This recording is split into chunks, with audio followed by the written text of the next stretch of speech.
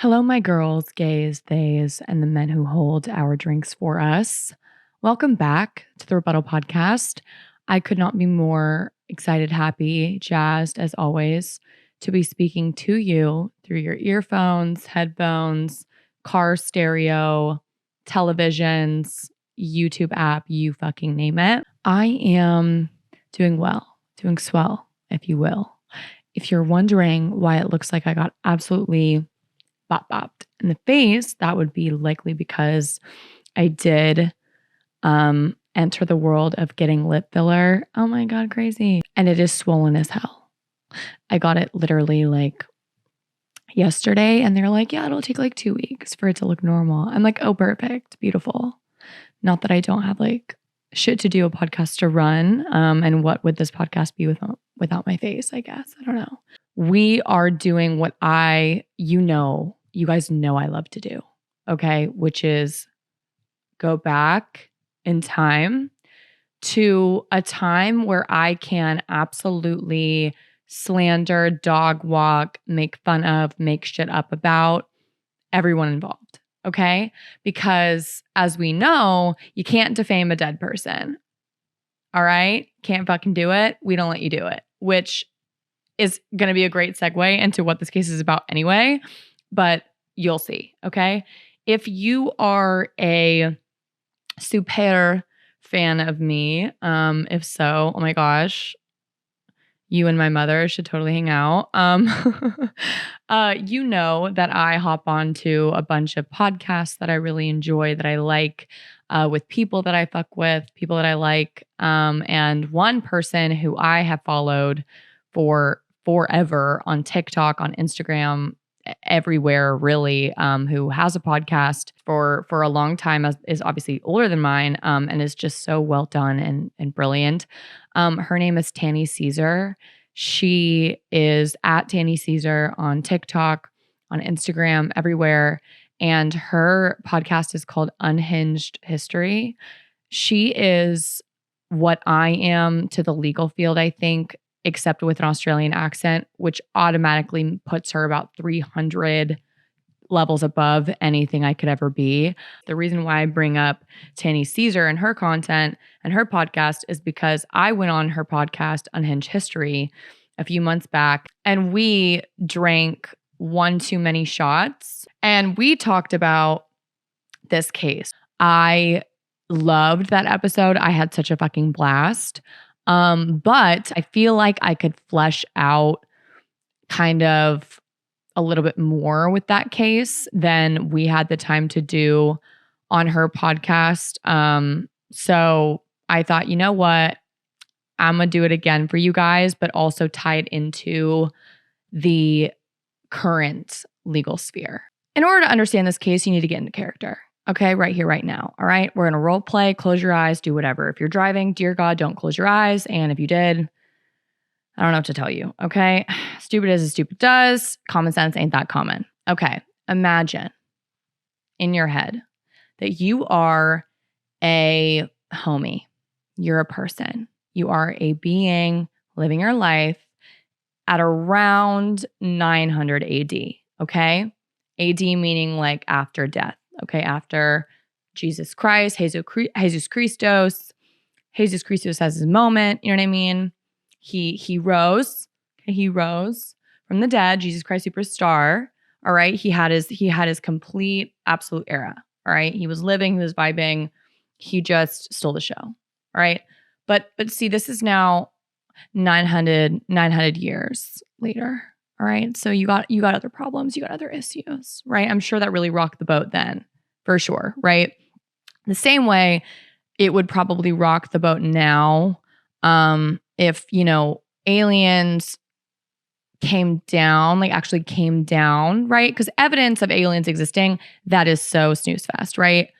Snooze cruise, no one gives a shit. We have got bigger shit going on, like genocides happening, you know what I mean? Like world conflicts, international shitballs, COVID, drama, Taylor Swift and Travis Kelce. Like I'm exhausted, right?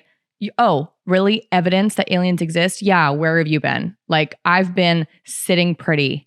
I've been absolutely sat in front of a television playing, booming, Discovery Channel, History Channel, Animal Planet my entire life.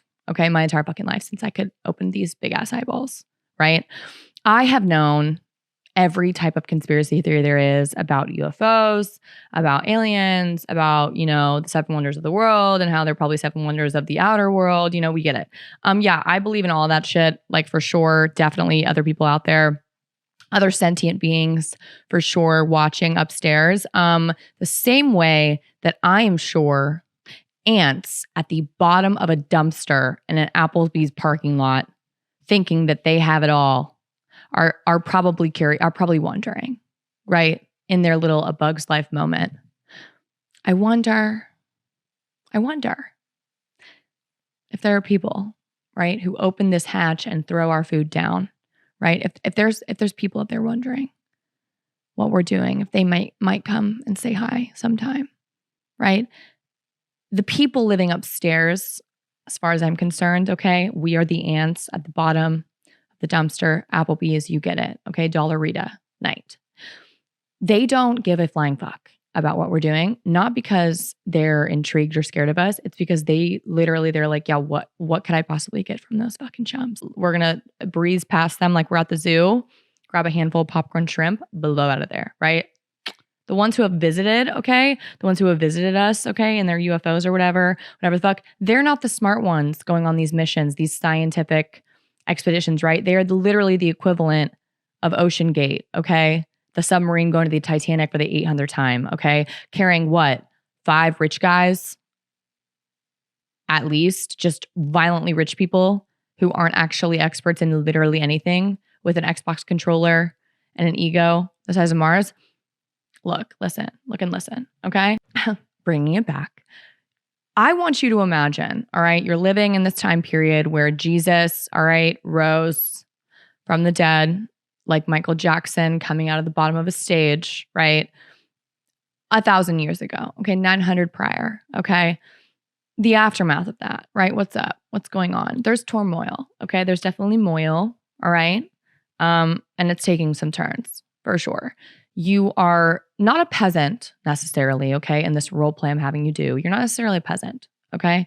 You are definitely hanging with some high rollers, okay? With some cool peeps, definitely, but you're not really the cool peep, okay? You are cool peep adjacent, meaning like at this time, okay, guess what was big? The Catholic Church, correct, okay? The Catholic fucking Church. Not only was it huge, big, humongo, all right, in the religion sector, okay? That was more of like their side gig, okay? That was more like their costuming. They were big in politics, okay? They were running the fucking show when it came to Italy, when it came to Rome, for sure, okay? When it came to colonialism, dominating the space, okay? Interworld conflicts, they were the ones appointing the bitches, okay? They were the ones converting everybody to their shit, all right? So they could tithe, okay? They could collect the dime, okay? So they could build these beautiful churches and have their beautiful vibe motif, okay, the stained glass moment to cover up all of their heinous, horrible crimes. Amazing, perfect, gorgeous, okay? So you're chilling, all right, probably in a sandal, okay, in January of 897 AD, okay? I'm not really sure how January is in Italy, but I can tell you that it's a little frigid. Okay, it's a little cold, it's a little breezy, right? I was in Switzerland in January. In 2016, I can tell you that it was a little fridge. Okay, it was a little nipply. You are freezing your fucking patootie off. It is January in Italy. Okay, that's cold. That's a little frigid.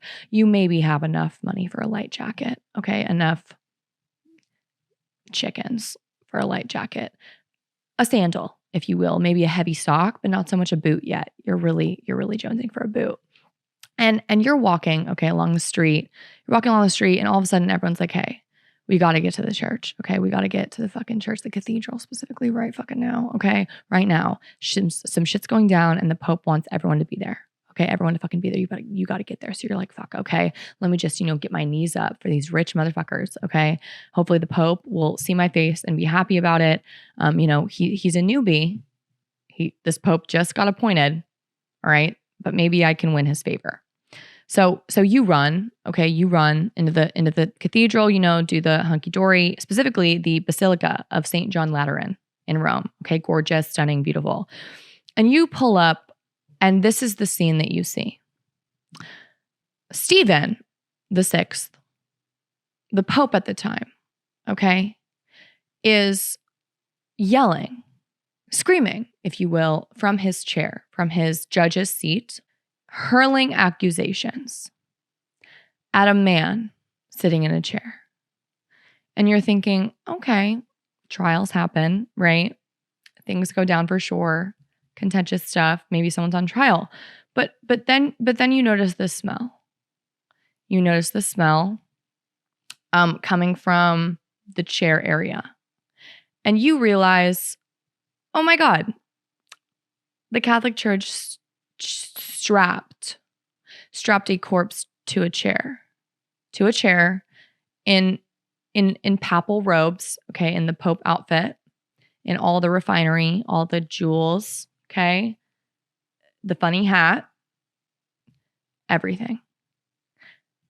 But it's a corpse. It's not like been a couple hours corpse. That corpse has been a corpse for 9 months. Let's give some context, okay? Posthumous marriage is legal in France with governmental approval. That's right.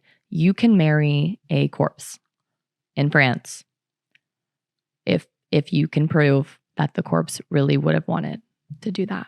Pinky swear. In a 2004 case in which this happened, where the French government approved a fiance's request to marry her dead husband, the new spouse, was not entitled to his assets, to the decedent's assets by that marriage, okay? Instead, her posthumous wedding could legitimize her children born after their father's death, making them his heirs under French law. With this very interesting exception, many legal rules around the world and in France as well suggest that the dead do not have rights most of the time.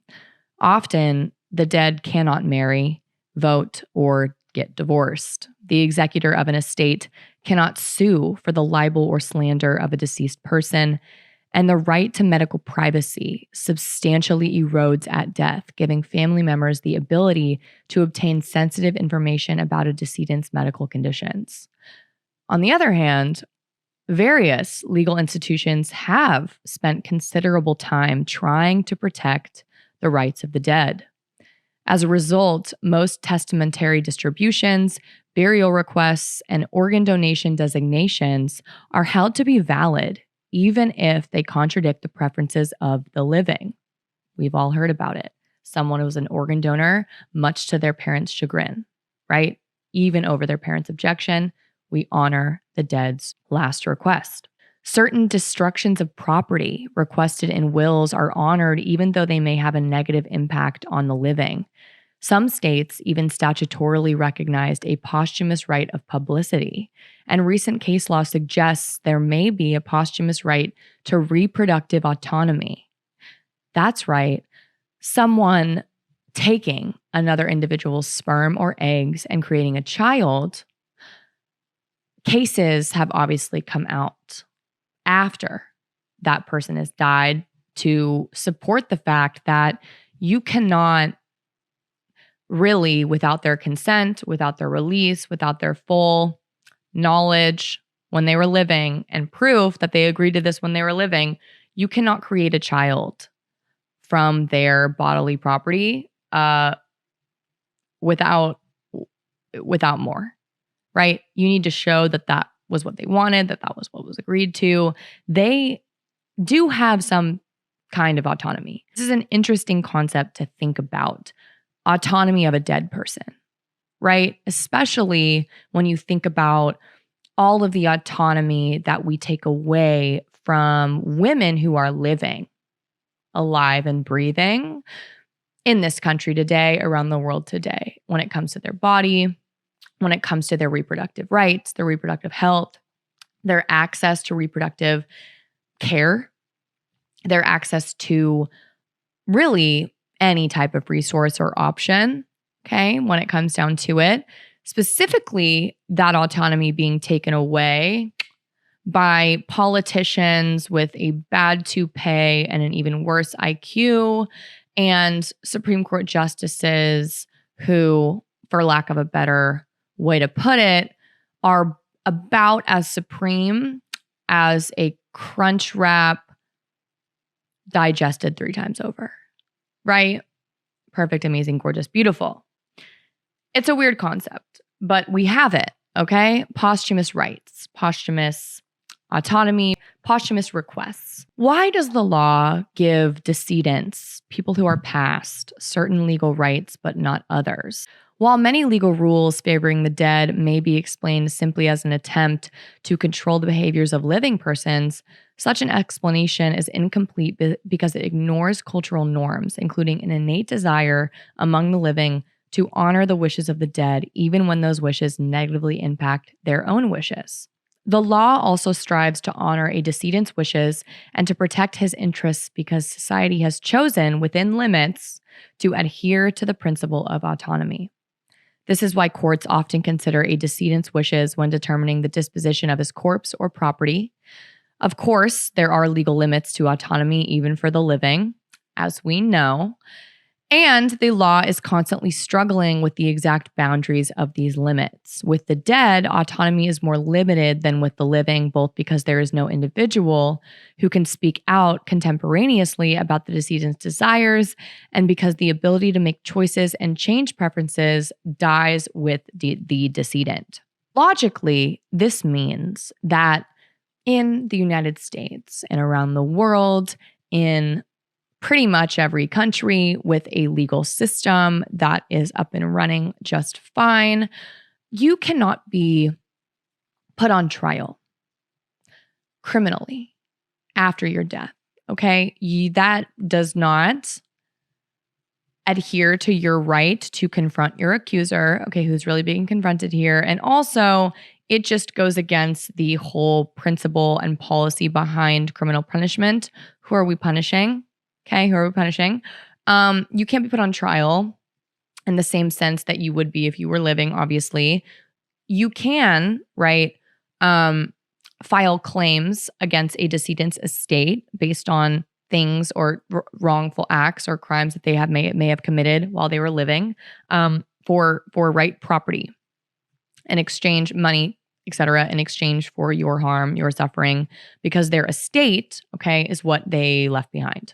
Right? You're not suing literally the trustee of the state. You are trying to sue the estate, the property for what you should be given in exchange for what you have suffered at the hands of the person who died. Okay? Even though in the law there are often coroner's inquests, okay, where they essentially look into the cause of a crime, a murder, something that happened, and can, at the end of that report, lay blame, right? Say, yeah, this person, we think it is our opinion this person fucking did it.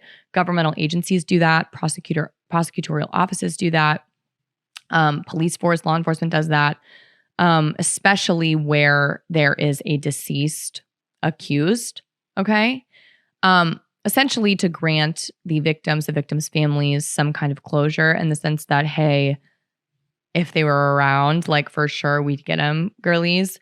But yeah, that conclusion or any conclusions of that type that are made isn't the equivalent of a conviction, okay? While you cannot have a posthumous conviction, you can, as we know, have a posthumous acquittal, okay? This happens way, way, way too often where someone is killed by the state after serving on death row for many years, for crimes that they were convicted of.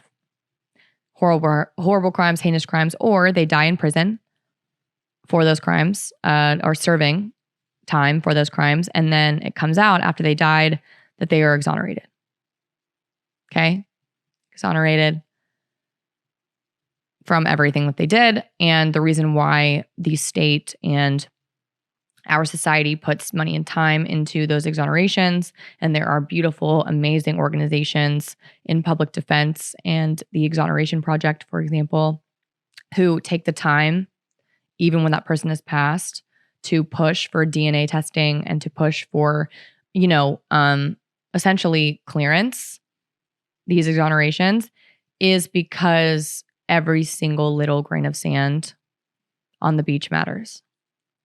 Everyone does.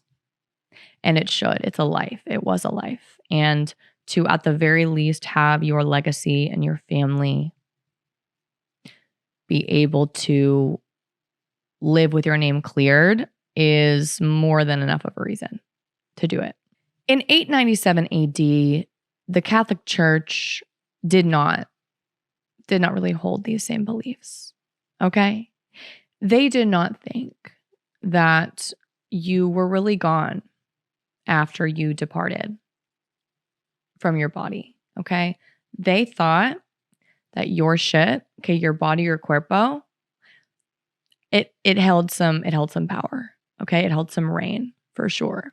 The same way that the Catholic Church wanted to hold people up, put them up on a pedestal, okay, in a sainthood, they also absolutely, okay, thought there was power in leaving someone's memory around, lingering, without being done over like the lamp from Pixar, okay, and pushed right back down at the gates of hell where they belonged, right? It was not enough to die, okay? In the Catholic Church, in the Catholic way, it is not enough for you to be dead.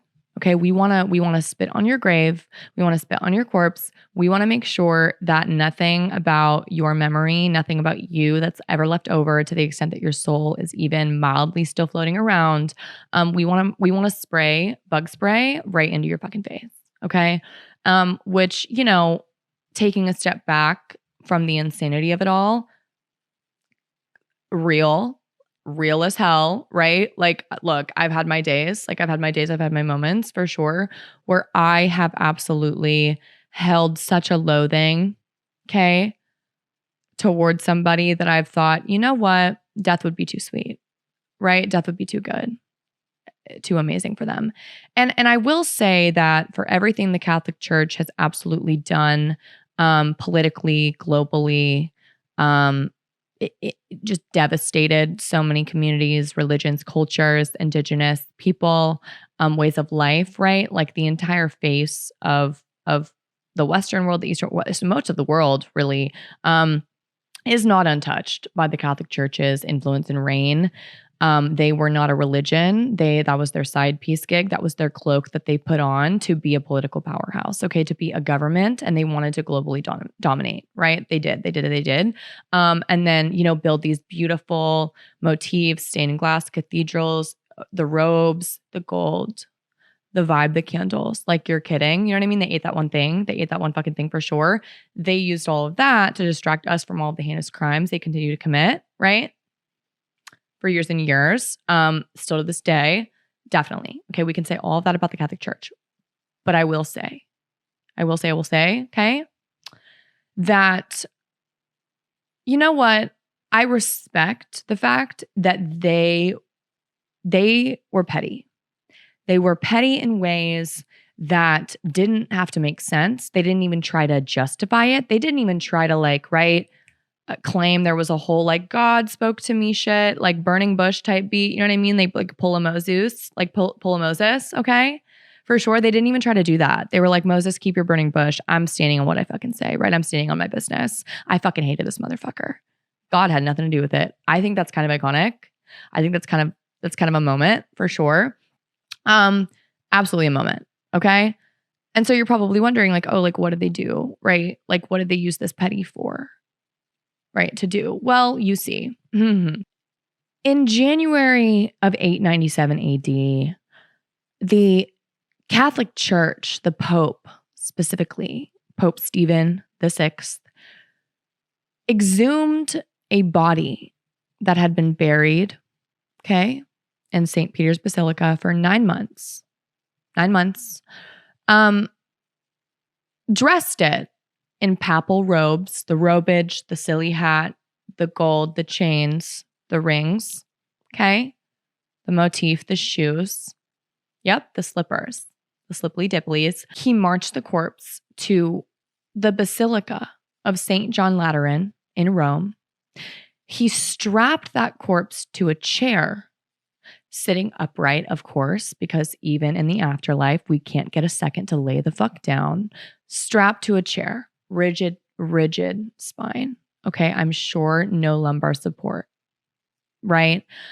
Asked pretty much everyone in town to come on in, right? Fill up even the cheap seats in the back. Okay, the nosebleeds. This place better be popping. And he put this corpse on trial. Yep, full trial. He even appointed the corpse a defense attorney to speak for the corpse at this trial. Let's get into it. Let's get into it. And you might be thinking, oh, that's definitely some 897 AD shit, right? Sounds like something the Catholic Church would do back then for sure. It definitely doesn't happen today. Oh, right. No, yeah, I completely agree. I completely agree with you. Super interesting. You want to know the most recent time a corpse was put on trial in the world today that we know of? That would be in 2013. 2013. The only difference is that a corpse wasn't necessarily ripped from slumber and placed upright in a seated position. Okay, buckled in. But you get the picture. And I'm going to break down both instances, okay? The one that happened 1,126 years ago and the one that happened 10 years ago. Okay? Amazing. This is Rebuttal. I'm Reb Maisel. Buckle in, strap in, and get your nose plugs ready because it's about to get fucking rank. In 897 AD, the corpse of a pope was put on trial by his living successor. Pope Formosus, dead for 9 months, was hardly qualified to defend himself in a court of law. Nevertheless, Pope Stephen VI, propped up in a chair on a papal throne to stand trial. He even appointed a deacon to speak on the corpse's behalf, a defense attorney, if you will, right? For obviously this very sane and stable Pope's trial that's going on. And I'm very, very sure that, of course, you're going to do your very best job and not just say whatever gets this corpse back in the ground, right? For sure.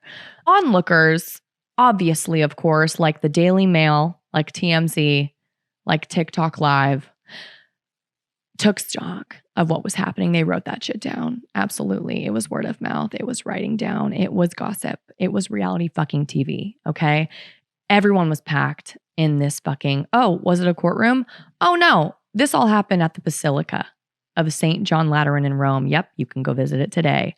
Highly recommend. While Stephen VI hurled accusations at Formosus, the accused remained stoically silent, as might be expected of a fucking corpse rotting in a chair, smelling up the place in January of 897 AD. Oh, it's cold weather. Nothing could have masked what was going on at this basilica, but I digress. In the words of the historian George Ives, quote, "The old man's body, like a monstrous doll, might nod and bend while the attendants supported it, or collapse in a ghastly bundle if they left it alone, but it made no sound. And the deacon, the defense attorney, would probably be wary in his defense, for there were dark holes nearby other than sepulchres." This trial, that of course was tagged, as the Catholic Church is doing, is now known as the Cadaver Synod, okay? The word synod, S-Y-N-O-D, means like the communion, the gathering of papal figures, cardinals, popes, etc., okay? So it was like the cadaver kickback, okay? The cadaver meet and greet. Quite literally the cadaver fucking meet and greet, okay? Cadaver Synod doesn't really have the same ring to it, so it's going to be cadaver meet and greet. Thank you. What is the context? What's happening in the world? Okay, if you want to imagine yourself as a peasant in the cheap seats, or maybe as a deacon representing a corpse, this is what you're dealing with, okay? This is from a historical text, quote, All real power in Rome was at this time in the hands of the great families, who, through their connection with the local militia, had become practically a feudal aristocracy. These families were all jealous of one another and were perpetually fighting for supremacy.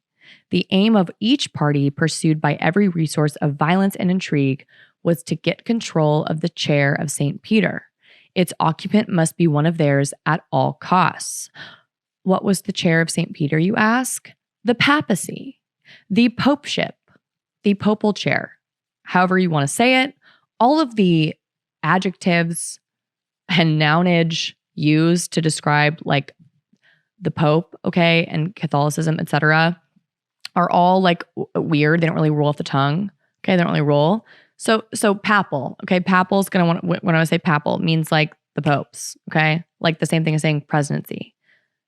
Papal, okay, papal, the paps. All right.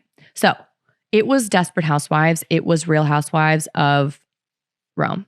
During the Iron Age of the papacy, the Pope era in Rome, in Italy, all right, popes were succeeding popes faster than a toupee in a hurricane.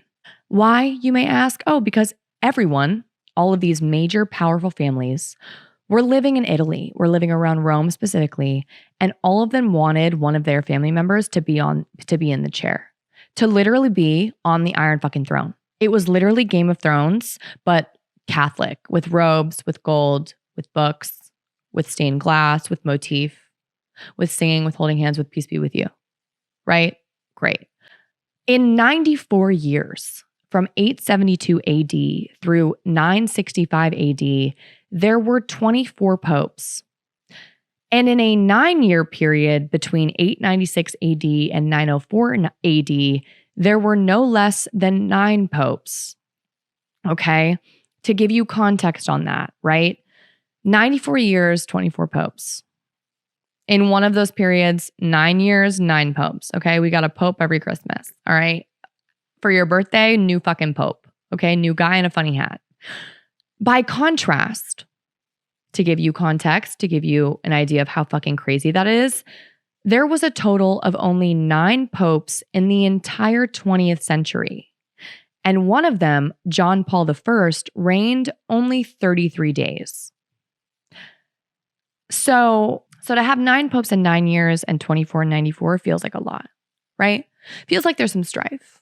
Feels like maybe like if it ain't broke, don't fix it. Something's cracked, right? Split in half, let's fix. Nope, they did not. During this time, the powerful families that dominated Rome not only arranged to have their supporters elected pope, but also, quote, had pontiffs, meaning popes, deposed and killed to advance their political ambitions or as vengeance for some action taken by the pope that offended them or inconvenienced some plan or plot, end quote. What does deposed mean? It doesn't mean take your testimony. Oh no, the word deposed means driven from office by force if they refuse to resign, right? So kind of like what the January 6thers like kind of tried to do, except without Mima and a shitty flag and an IQ collectively of 5. In this era, being elected pope was a whole lot like being diagnosed with a horrific disease that killed you in a week, minimum. As a consequence of this being such a clusterfuck grab for power for the papacy, okay, for that throne, that Peter's chair, of those 24 popes who held office from 872 AD to 965 AD, 7 died violently or under suspicious circumstances.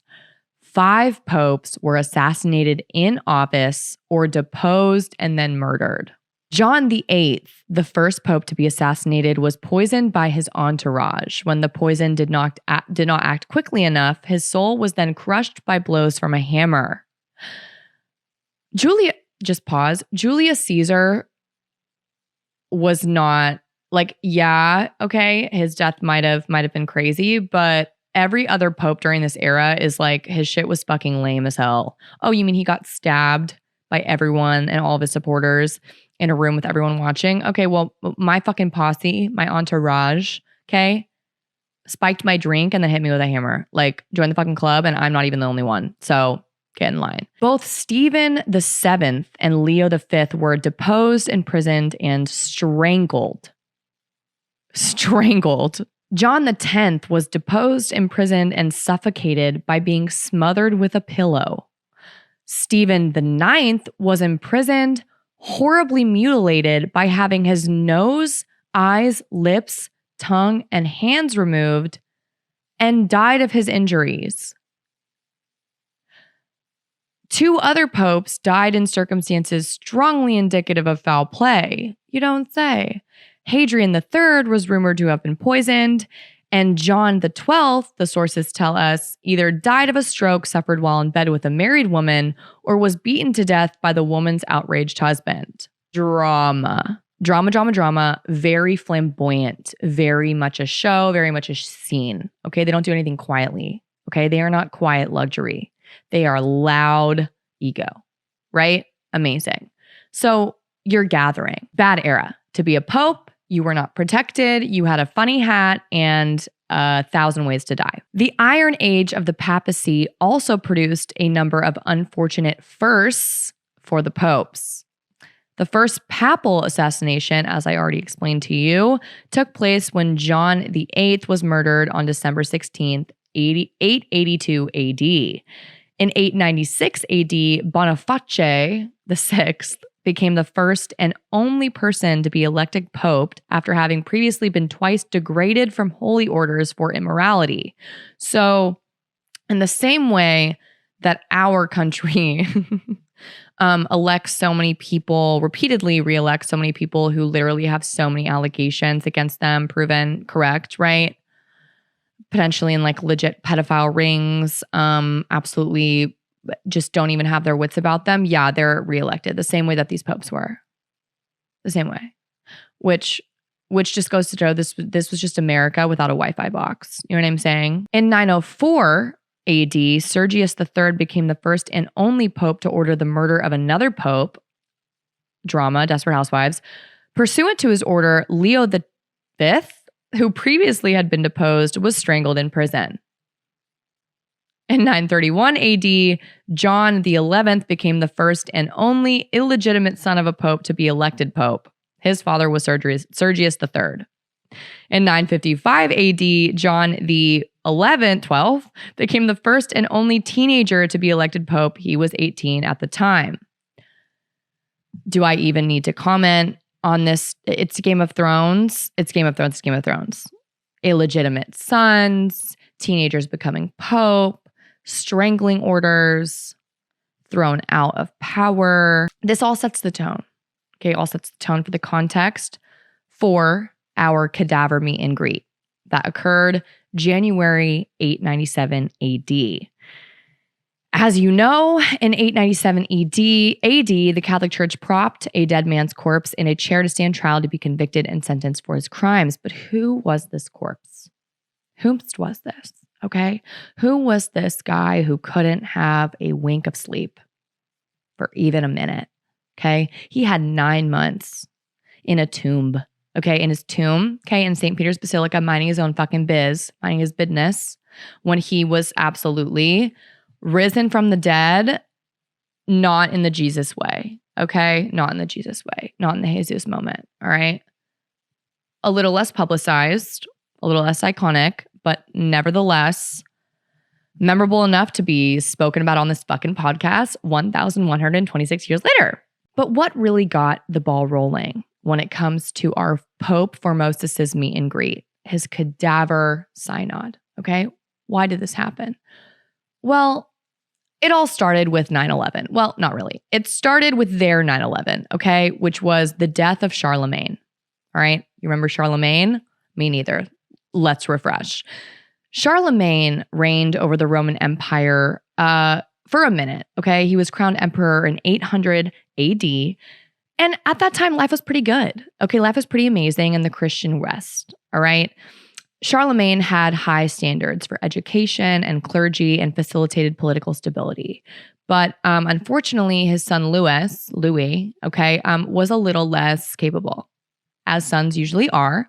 So after Charlemagne's death, the empire was divided into 3 sections under Charlemagne's grandsons, Louis the German, Charles the Bald, and Lothair. Look, if your name is Charles the Bald, that's your legacy, own it, right? Own it, shave it off, cue ball it, don't have any of like the weird patchiness going on, commit. I hope he did. More divisions beyond just those 3 occurred over time. Okay, so everything was fractured as fuck after our boy Charlemagne, bounced. The whole political situation was very upset. Papal elections were manipulated in favor of noble factions at the time. Bishops were elected by local clergy with the approval of the lay people, which meant that local families held significant influence in elections, and that included the office of the Pope, who was also the Bishop of Rome. Getting your mans into the pontificate, okay, into the papal line was absolutely not only amazing for your family, for your interest, but it was considered a coup d'etat for any faction, okay? All of these split up little parties, okay? Imagine if we had like 23 political parties. All of us want president, okay? All of us want the prez, right? Every time one of your own becomes prez, that is literally considered a coup and everyone's pissed. Not a single person's happy. Enter our boy, our corpse in waiting to meet and greet you, Pope Formosus. Pope Formosus was born around 800-ish AD, okay? Give or take a few. The only reason why people guess that is because around his cadaver days, okay, around his death, they put him at around 80, okay? Which to me seems like a long time, okay? Back then, I feel like a paper cut would have had you down for the count at age 17, but who am I, okay? I figured that everyone was living until they were like 30.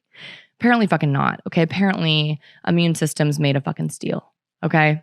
Who knows? Formosus was formidable, I guess. He was a successful missionary and cardinal bishop of Porto, Italy. He had increased the presence of the church in Bulgaria enough that Bulgarian Prince Bogaris petitioned Nicholas I to have Formosus as the archbishop of the Bulgarian church, which I'm assuming is the equivalent of like a gold Olympic medal, cover of Vogue. Like, that is insane, right? He's actually our favorite. We pick him from a completely different, from Bulgaria. Like, that's crazy. Okay, crazy, nuts, insane. Nicholas denied the request because of a canonical rule that a bishop could not move from one episcopal see to another. Formosus returned to Rome and Bulgaria entered the Byzantine church. Okay, so basically like Formosus did all this work and then they were like, nah, see you later, okay? Nevertheless, Formosus, because of his popularity, okay, and all the rumors circulating about how much he just flirted with the Bulgarians and they just loved him so much, he gained a lot of favor. Everyone really liked him. Everyone really fucked with Formosus. Big F, okay? He gained the recognition of powerful supporters, which in 9th century Europe meant he attracted plenty of enemies too. Formosus's growing influence eventually led to his excommunication by John VIII in 876 AD, which is hilarious. Again, you know what I mean? For someone to just be like, you actually need to leave our fucking club. No, get the fuck, you're not allowed to be in our church anymore. I don't really like your views. I don't like the way you talk.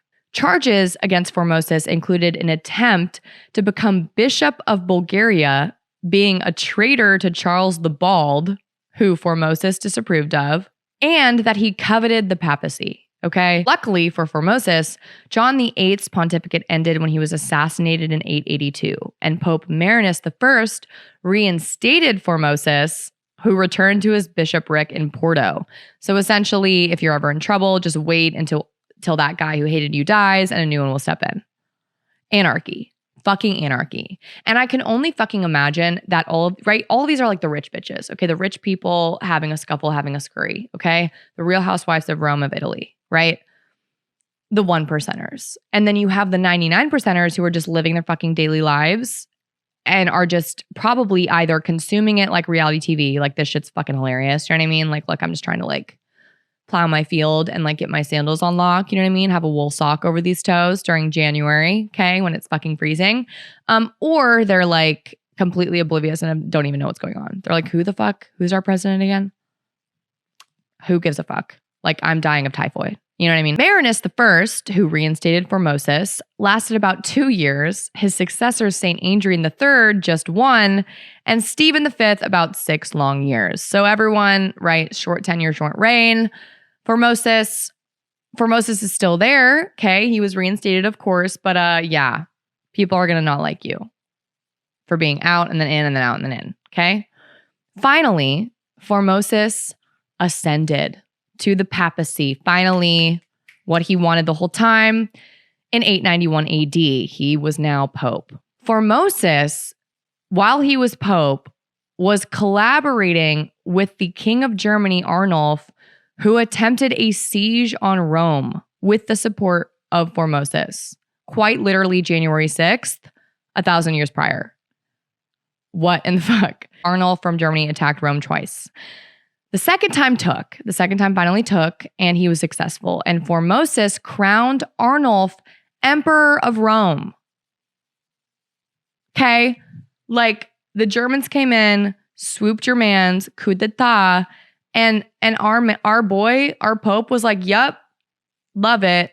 Of course you're going to have people who fucking hate you. To be honest, I kind of get it. Okay? I'm kind of understanding the whole Cadaver Synod meet and greet situation. What the fuck was that?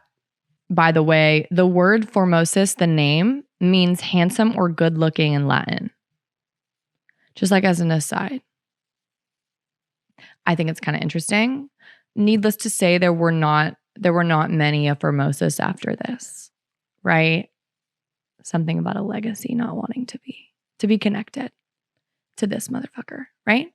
Amazing. Formosus pretty much supports and leads a coup d'etat on Rome. It fails. And yeah, he was elderly as fuck. He was in his 80s, and he ended up dying after a reign of 5 years as pope on April 4th, 896 AD. And like many a pope before him, was buried in St. Peter's Basilica, because unlike many a pope before him, he didn't die a violent death. He was not spit on his way out. He was just lowered into the ground normally. He just died of natural causes. Everyone was like, yeah, he was pope, whatever, right? On to the next.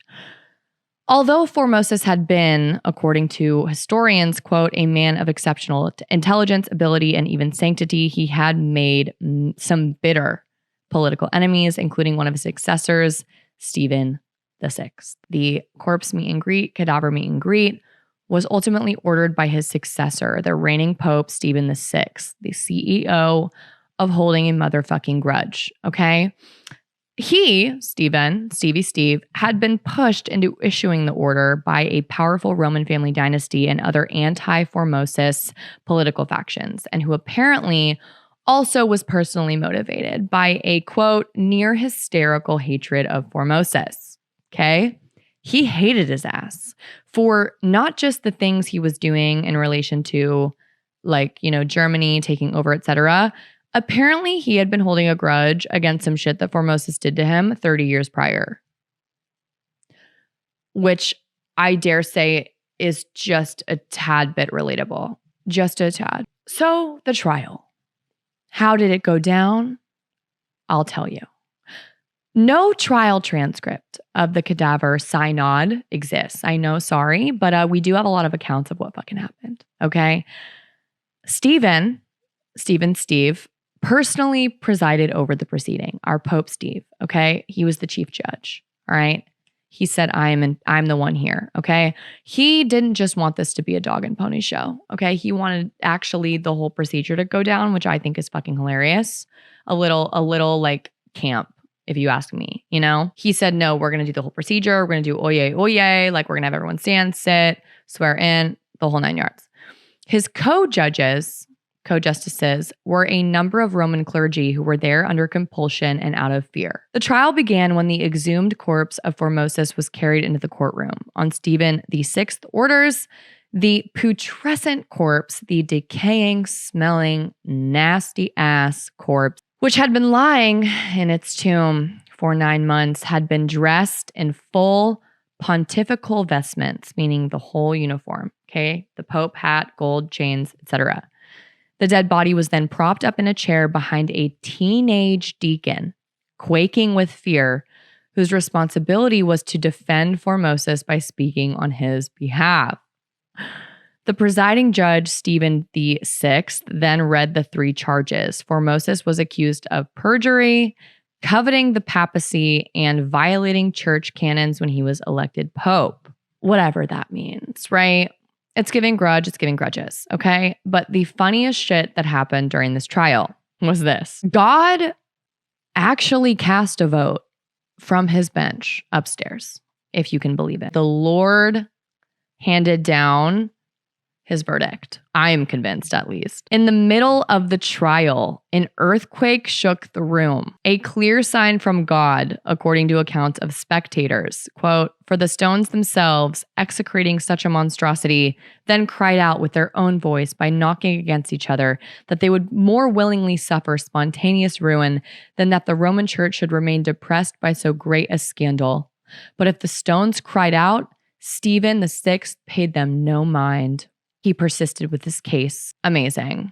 You're probably wondering what I'm also wondering, which is why the fuck did Stephen care so much about pulling his corpse out from the ground? Why don't you just do this like as an announcement and say, hey, we find him guilty, goodbye. You know what I mean? Next levels of petty. The dead body of a holy person in that time and today in many religions and cultures was more than just rotting flesh. It was transformed by death into a holy relic, a source of miraculous power. These relics were the center of religious life. As the historian Lionel Rothkrug writes, quote, "Every church, every altar, every nobleman, every king, every monastery had relics, sometimes in great quantity. They were brought out to authenticate the work of justice. They were carried out with the armies. They were borne in procession to encourage the drooping crops. They were instruments of state, of law and order, of personal well-being. Even the Pope, whatever theoretical claims were made for him, in practice owed most of his authority to the fact that he was the guardian of the body of St. Peter. Through their relics, saints continued to be members of the community, hearing the pleas of petitioners, responding to the needs of people with divine intercession, and receiving their gifts of thanks, okay?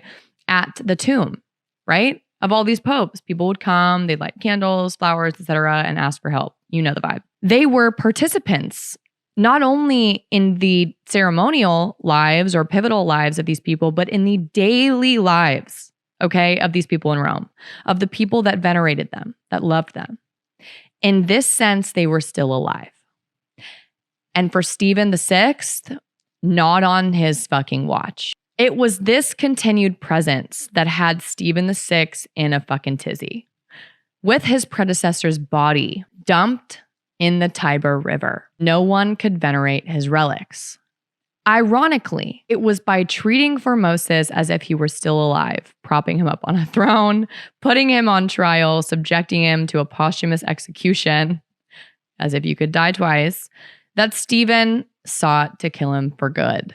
He was found guilty. Spoiler alert, curveball, I know. Stephen VI declared all of Formosus' acts as pope null and void. All consecrations, all appointments, and all ordinations were undone, which is crazy. Formosus' body was stripped of its garments and dressed in rags. 3 of his fingers, the fingers of the benediction, with which in life he had given his blessings, were cut off, and his body was cast into the Tiber River, okay? Damn, petty levels beyond belief. By throwing his enemy in the Tiber, Stephen VI was taking part in an ancient tradition. For centuries, the Tiber River was where the ancient Romans disposed of their most infamous criminals. The flow of the Tiber bore away the political rivals of emperors and early Christian martyrs. It carried away the bodies of reviled emperors condemned to damnation. Oh yeah, this goes back, right? The Tiber River is where bitches go to fucking not rest. They go to be swirled through rapids. It was even, according to some legends, the place where Pontius Pilate met his end. For thousands of years, the Tiber was where you threw anyone you wanted to permanently exile from life, from society, even from memory. The Cadaver Synod, the cadaver meet and greet, was the cause, ultimately though, of Stephen's prompt and precipitous downfall, okay? Because we all know karma strikes the fuck back. The appalling trial and savage mistreatment of Formosus' corpse provoked so much anger and outrage in Rome that within a few months there was a palace revolution. Stephen was deposed, stripped of his pope clothing, and required to dress as a monk, imprisoned, and sometime in August 897 AD, strangled. Seems to be a popular form of papal revolution. 3 months later, another pope, Theodore II, whose pontificate lasted only 20 days, all in the month of November 897 AD, oh my gosh, my birthday month, which is the month right now, amazing, held a synod which annulled the Cadaver Synod and fully rehabilitated Formosus. Okay, so we have a redemption arc for our boy Formosus, who has quite literally been eyes shut this entire fucking time. Theodore II also ordered that the body of Formosus be reverentially reburied. The corpse was brought back to St. Peter's Basilica in solemn procession. Once more, clothed in the pontifical vestments, the body was placed before the confession of St. Peter's. There, in the presence of Pope Theodore II, a mass was said for the soul of Formosus, and his poor, battered body was restored to its own tomb. Oh, you thought it was over? Oh, it wasn't. It never fucking is. Here at Rebuttal. Okay, here at Rebuttal. Okay? Disputes over the legality of the cadaver meet and greet would continue because God forbid a body gets some fucking shut-eye.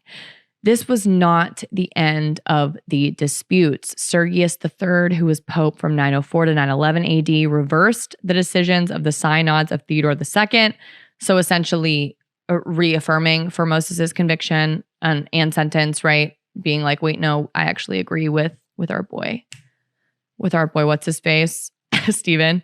Sergius III even went so far as to place an epitaph on the tomb of Stephen VI, which basically said, Stephen VI was so right for that shit. Fuck Formosus. Stephen was right. Y'all are trash. Sergius III, while a bishop, had actually taken part in the Cadaver Synod, where he was one of the clergy coerced into serving as co-judges with Stephen VI. Remember what I told you earlier? Sergius III was also the only pope to, 1, order the murder of another pope, and also 2, to father an illegitimate son who became a pope. In addition to his time serving as a co-judge on the Cadaver Synod panel, in addition to reaffirming Formosus' sentence and then throwing an epitaph on Stephen's tomb and being like, you were so real, king. Do fucking less. Do so much less during your time. Do so much less. Just like my ex, Sergius III was booked and busy with quite literally anything but a real job.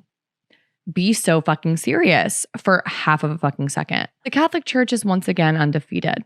Gold medal Olympic champions in ignoring the bad shit it ever did and gaslighting everyone about it until they are too distracted by the pretty stained glass to ever notice anything but the aesthetic. The decrees of Sergius III's synod marked the last formal pronouncement by the Roman Catholic Church on the lawfulness of the Cadaver Synod, which in Latin, in the language of the church, is officially known as the Synod Horrenda. There has never been a Pope Formosus II. Although Cardinal Pietro Barbo had to be dissuaded from taking the name in 1464. He was like, I'm kind of vibing with it. What a moment. I love a comeback king. Yeah, everyone said, don't fucking do that shit. So he took the name Paul II instead. You're probably thinking, right? Prosecuting a dead man. We don't do that shit anymore. The last time we did that as a human race was in 2013 in Russia, in the trial and case of Sergei Magnitsky. Sergei Magnitsky died on November 16, 2009 in a solitary confinement cell of the infamous Matryoshkaya Tashina prison in Moscow. Sergei Magnitsky was a 37-year-old tax lawyer and auditor who worked for the Moscow legal and audit firm Firestone Duncan. He was married and a father of 2. Sergei was born in Odessa, Ukraine in 1972 and immigrated with his family at the age of 9 to southern Russia. As a child, Sergei loved to read on family vacations while the rest of the family and friends would be splashing in the sea. Sergei would sit under a tree with a book. His studiousness was quickly recognized, and at the age of 15, he won the Republican Physics and Mathematics Olympiad, When he was 18, he moved to Moscow and attended the prestigious Plekhanov Institute.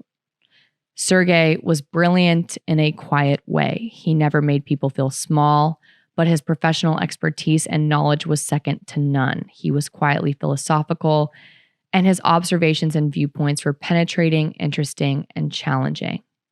Sergei had a unique way of looking at things, and conversations with him were inevitably eye-opening and memorable. That's why Sergei's ultimate demise, rotting in a Russian prison for several months at the hands of his own government's torture and abuse,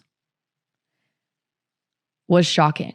But even more shocking was the fact that his own Russian government, even after Sergei had been killed by them due to what he knew and had uncovered,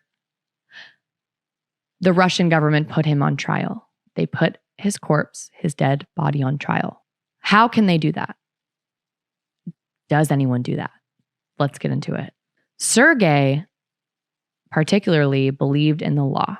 He knew right from wrong, and he was willing to stand up for the things he believed in. Sergei was hired in 2007 to investigate a particularly murky case of corruption in the Russian government. In 2007, a group of Interior Ministry officials managed to obtain a $230 million rebate from the Russian state.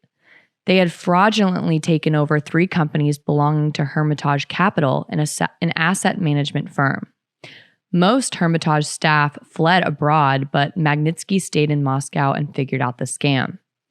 The officials he accused had Magnitsky arrested and thrown in jail, where he was tortured and beaten by the prison guards and officials there. He was kept in inhumane conditions, as reported by human rights officials, and ultimately died in custody in 2009 after being refused medical treatment or family visits.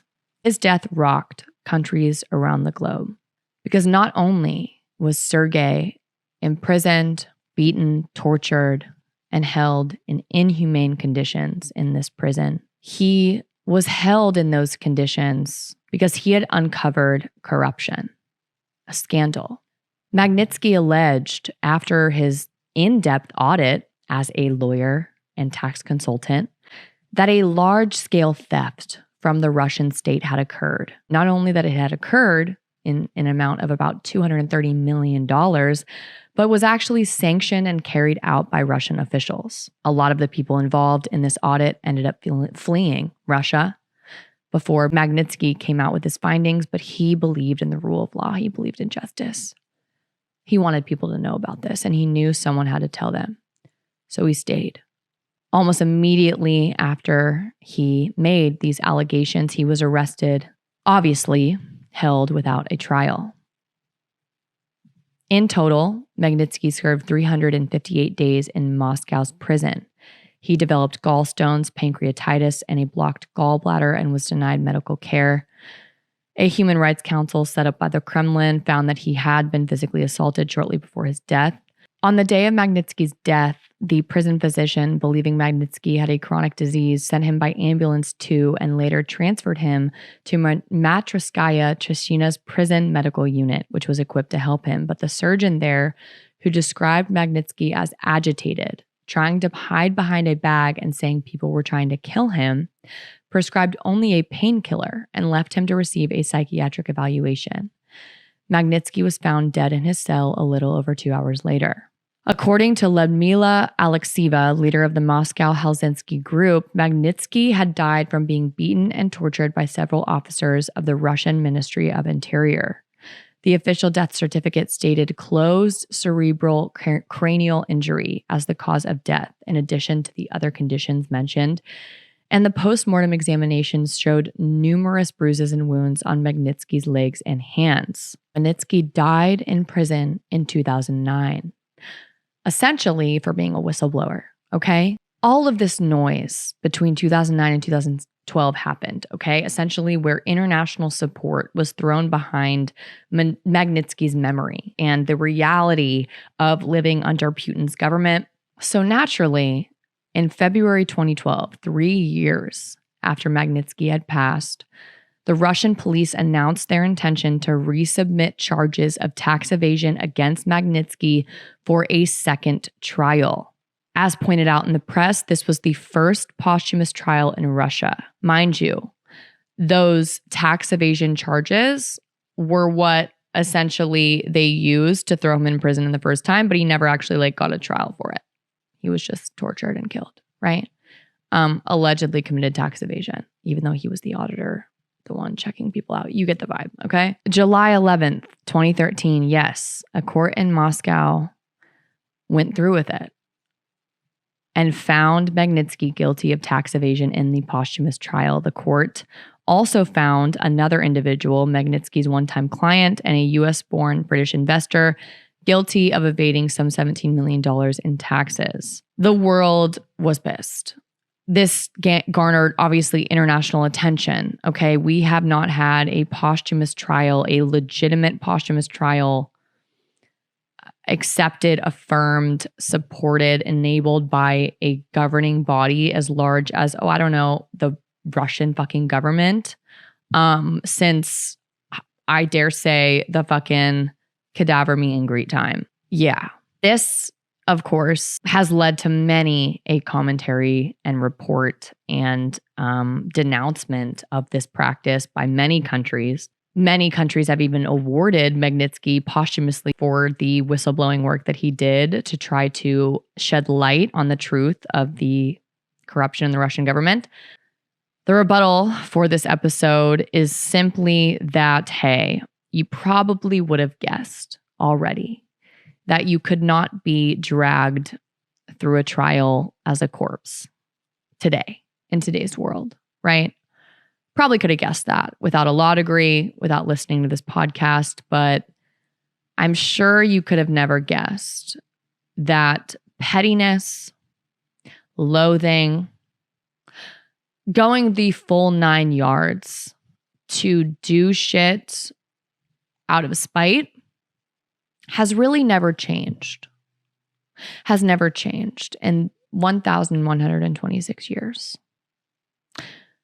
We are all human, no matter what era we are born in, and using the law and the legal system to further our own gains, thoughts, principles, ideals, power, I don't think will ever really end.